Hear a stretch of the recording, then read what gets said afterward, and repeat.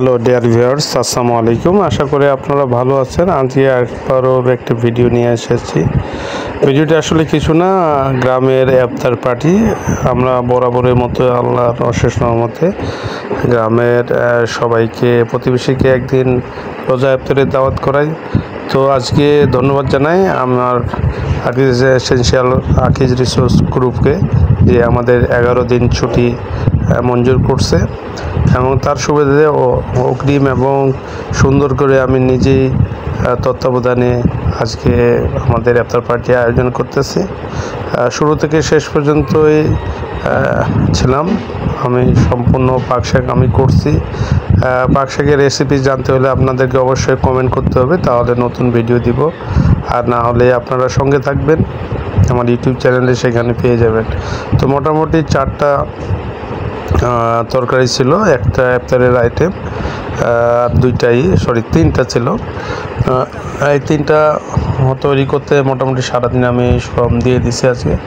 তো অনেকে বলে বাবুর্চি দিয়ে করলে তো অনেক ভালো হইতো, কেন আমি রমজান মাসে রোজা ধরে পরিশ্রমটা করতেছি। আসলে চাকরির সুবিধার্থে ঢাকায় থাকতে এমন হয়ে গেছে যে office to home, home to office, এইটুকুর মধ্যে সীমাবদ্ধ। নিজের স্বাধীনতা বলতে কিছুই নেই, আপনারা চাকরিকে যেভাবে সংজ্ঞায়িত করেন। তো সেই ক্ষেত্রে আমি এরকম সুযোগ পেলে আর হাত ছাড়া করি না, নিজের সবটুকু শ্রম দিই এবং শরীরটাকে জাজমেন্টে নিয়ে আসে আসলে কতটুকু পারফর্ম করতে পারি।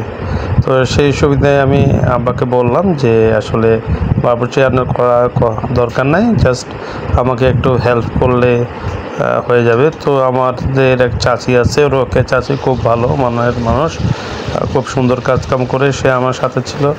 সেই সুবিধায় আমি টোটাল প্যাকেজটি রান্না করেছি। হোপফুলি যারা খেয়েছে তারা ভালো বলবে, ইনশাল্লাহ এটি ভালো হবে। তো মূলত আজকে এই রেসিপিটি করলাম এবং এটি আমার ব্লগে আমি ছাড়বো, ইউটিউব চ্যানেলে সময় করে। তো আপনারা সবাই সঙ্গে থাকবেন এবং ভিডিওটি দেখবেন, আশা করি ভিডিওটি ভালো লাগবে। অবশ্যই রেসিপি কিভাবে দিয়েছিলাম সেটি জানতে হলে কমেন্ট করতে হবে, আর না হলে আমি এইভাবে একটি ব্লগ দিব, যেটা সম্পূর্ণ সারাদিনে কি করা হলো এবং কারা খেলো, কি আইটেম ছিল সেগুলো দেখব। তো আজকে এই পর্যন্তই, আল্লাহ হাফিজ, আসসালামু আলাইকুম।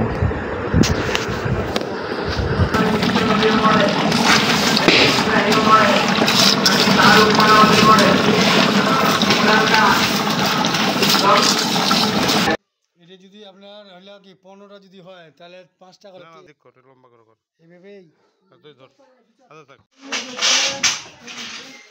আপনি